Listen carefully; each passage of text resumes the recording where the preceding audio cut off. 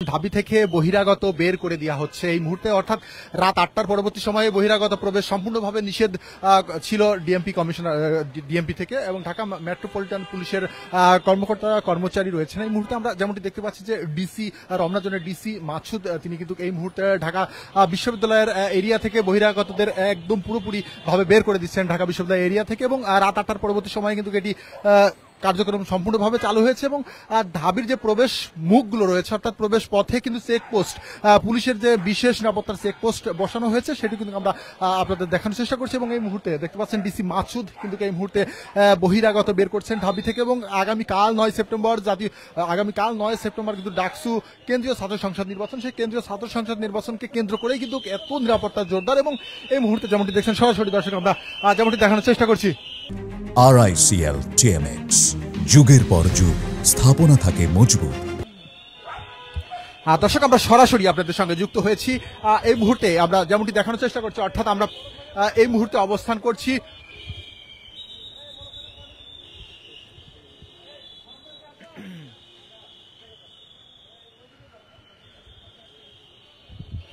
দর্শক আমরা ঢাকা বিশ্ববিদ্যালয়ে ঠিক একদম ডক্টর শহীদুল্লাহ হলের দিকে অগ্রসরিত হচ্ছি, এবং যেমনটি দেখছেন যে দয়েল চত্বরের ঠিক কাছাকাছি এই মুহূর্তে অবস্থান করছে, এবং দয়েল চত্বরের কাছাকাছি কিন্তু বেশ কয়েকটি চেকপোস্ট রাখা হয়েছে, এবং নিরাপত্তার যে বেষ্টনী সেই বেষ্টনী ভেদ করে ঢাকা বিশ্ববিদ্যালয়ের ভিতরে বহিরাগত প্রবেশ করার কোনো ধরনের সুযোগ নেই।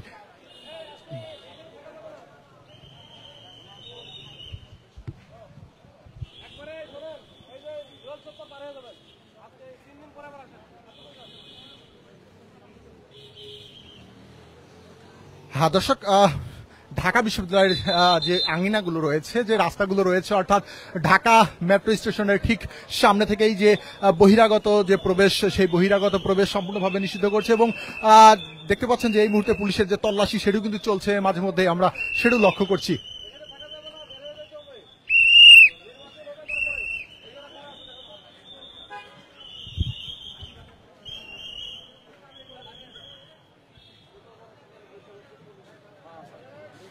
দর্শক আমরা ভেতরে প্রবেশ করছি এই মুহূর্তে, এবং দেখতে পাচ্ছেন ডিসি মাসুদ কিন্তু তিনি নিজ দায়িত্বে কিন্তু সবাইকে বের করে দিচ্ছেন, এবং বেশ কয়েকজন কিন্তু এখানে বহিরাগত ভিতরে প্রবেশ করেছেন, এবং ভিতরে প্রবেশ করে তারা কিন্তু ঠিক বসে রয়েছেন ভিতরে আমরা যেমনটি দেখছি। এবং এই মুহূর্তে